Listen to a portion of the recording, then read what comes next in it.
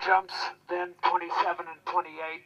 They are very big, they're very imposing, but these horses should find them easy, and the finish line is right behind that. They hope to go through that in 11 minutes and 12 seconds without penalty. They come down the hill from the cabin at 16 and the table back up here in the woods at 17. They swing right-handed. They have a downhill approach, but going on to level ground. Now, the jump at 18A is plain vanilla for 4-star. It's 4'7" with a 6'6" drop in, and that's just another day at the office for these guys. But then it starts to get complicated. The first thing you should notice is that the roping lane points you straight at the hedge. But if you jump the hedge the way riders and horses are trained to, which is perpendicular in the center, but if you do that there, you wind up over here. Now, you must come back out onto dry land to jump the, what is this, a frog? Yes, to jump the frog at B. But he is such a clever guy, this is not straight. Look at that. He's got just a little turn to it. You see, it's just a little suggestion. Now, if the rider isn't paying attention, if they are already worried about fence 19, and they're thinking about that, and they don't control the horse correctly here, you have a duck, you duck out so fast you can't believe it. Over a very simple, very plain, 4-star easy jump. But the course designer is using other things than size and height and width to create the difficulty of the course. You must concentrate.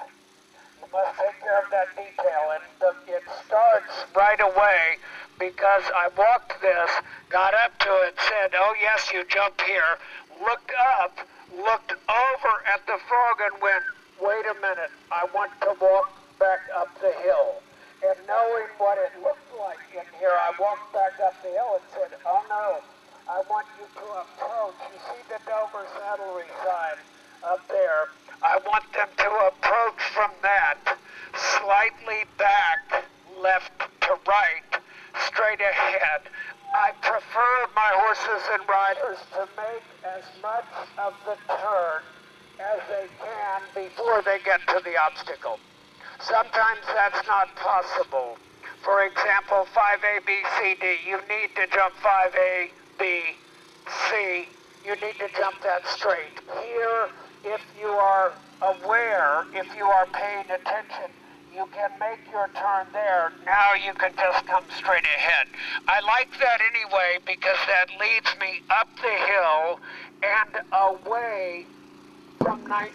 I'm going to get to 19 pretty quickly, but I want time to set the horse up, to gather them, to make a turn up there. I'm going to canter as close to the rope as possible, but it's going to be hard to get the horse on the rope because they're going to shy away from the crowd that will be lining the string there. And so they're going to tend to pop their left shoulder. Well, ladies and gentlemen, you do not want to pop your left shoulder to that because it means they don't have time then. When you straighten, they go, oh, what's that? I didn't even know that was there, and whoops, you got a problem. So you want to be as far up the string as you can be. They then turn straight ahead, and they jump 19A.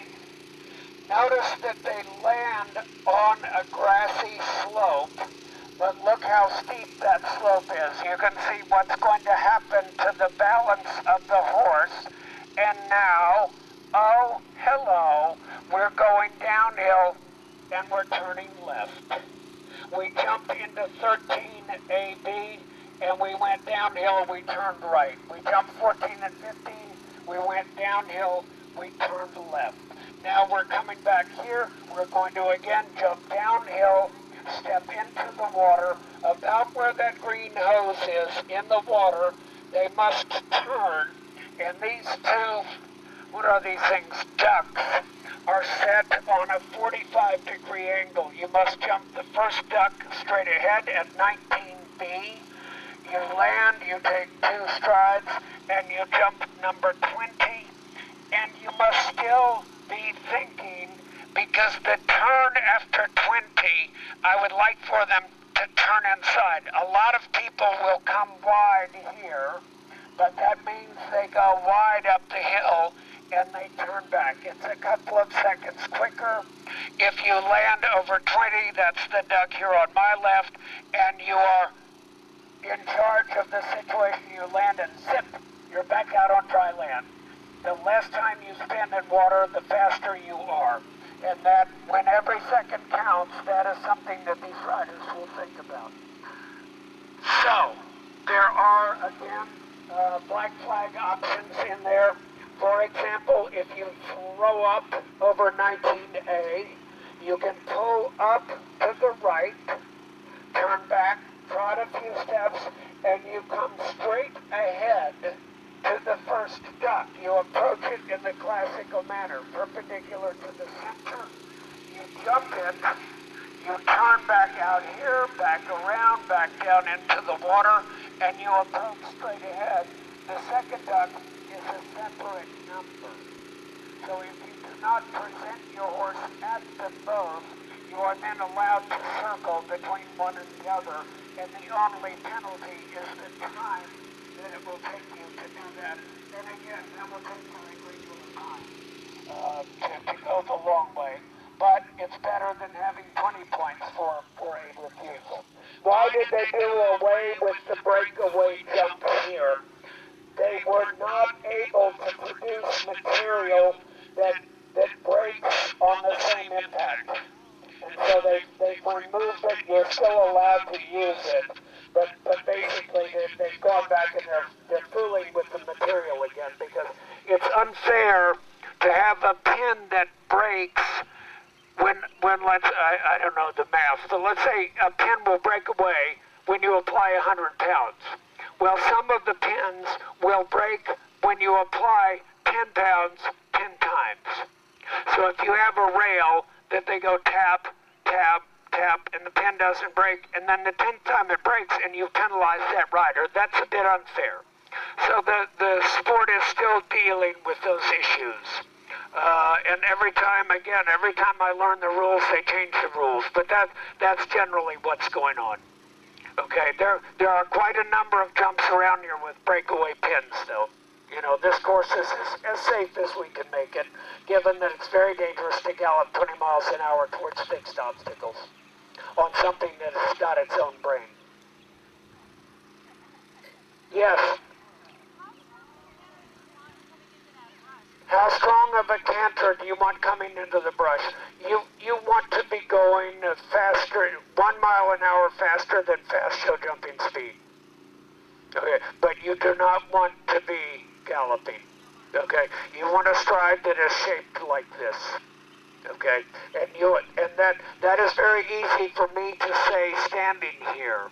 But on a horse that is getting a little bit tired and starting to pull downhill, in a downhill approach, I'm trying to reorganize the horse. That becomes very difficult. And if my dressage is suspect, we have a problem. Because then my controls are not precise, and I either wind up not slowing down enough, which means they launch too far, and they land and they stumble, or I over-control, I get them too slow, and they say, okay, well, if you don't want me to jump it, I won't jump it, and they stop at a fence that they've jumped 100 times by now in their career. So it's a question of the presentation, the balance, the control of the stride that's going on here that's being tested, not can they do it. Okay? Ladies and gentlemen, thank you very much. I hope you've enjoyed it. I hope you tell practical horsemen there that you did.